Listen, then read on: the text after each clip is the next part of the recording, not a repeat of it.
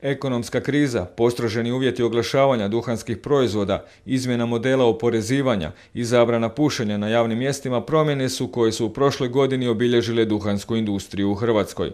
Poslovanje tvornice duhana Rovinj, regionalnog lidera u proizvodnji cigareta, također plaća danak drastičnih promjena, što je rezultiralo padom prihoda trgovine od 20%, dok je ukupno duhansko tržište zabilježilo gubitak od 8%. Došlo je do značajnog povećanja maloprodajnih cijena kao direktne posljedice ovih poreznih promjena. Povećala se nelegalna trgovina i prekogranična kupnja. Znači, danas sve više potrošača i građana Hrvatske kupuje cigarete preko granice. To je utjecalo na smanjenje veličine redovnog tržišta, a onda još unutar redovnog tržišta je došlo do kupovine jeftinijih proizvoda. Uz 20 do 30% skuplje cigarete, građani se snalaze kako znaju, što pokazuje i podatak da je udio najjeftinijeg brenda TDR-a, cigarete York, u 2009. narastao s 2 na čak 10%. Zabilježen je i izniman rast prodaje rezanog duhana, gdje se broj korisnika utrostručio. Povećanju prihoda državnog proračuna ne pogoduje ni bujanje crnog tržišta koje godišnje ošteti proračun za čak 500 milijuna kuna. Procjene su da je to tržište godinama bilo na oko 10% ukupne potrošnje u Hrvatskoj, a danas da ta stopa raste na preko 15 do 20%. Šta je to u kunama? Josipe, vrijednost tržišta oko...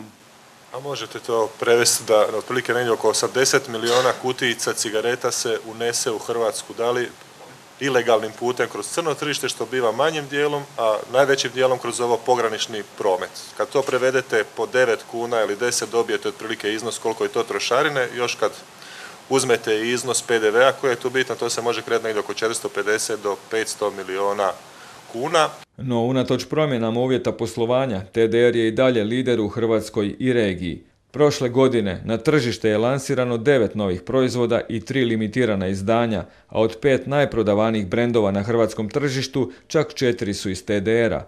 Novosti u 2010. su redizajnirane kutije i nova ekološka pakiranja, čime se godišnje spašava 3,5 tone drveta. Najavljuju se i nove investicije i širenja tržišta na Bliski istok. Mi smo prije nekakvih mjesec dana potpisali ugovor u Iranu o gradnji tvornice. To je investicija vrijedna oko 30 milijuna eura, izgradnja tvornice kapaciteta oko 6,5 milijardi cigareta.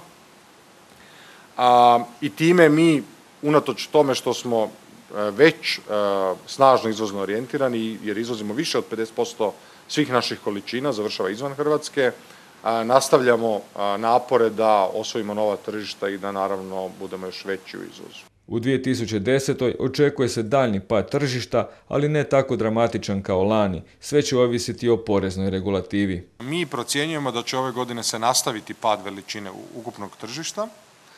Procjene se kreću između 5 i 8%, dakle mislimo da će biti manji pad nego što je bio u 2009.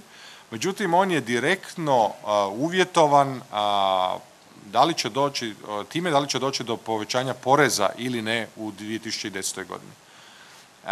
Mi se nadamo da država neće, poučena ovim iskustvom iz 2009. ići u daljnje povećanje poreza. U tom slučaju očekujemo da će pad veličine tržišta biti isključivo uvjetovan ekonomskom situacijom naših potrošača, ali ne daljnjim rastom, enormnim rastom cijena.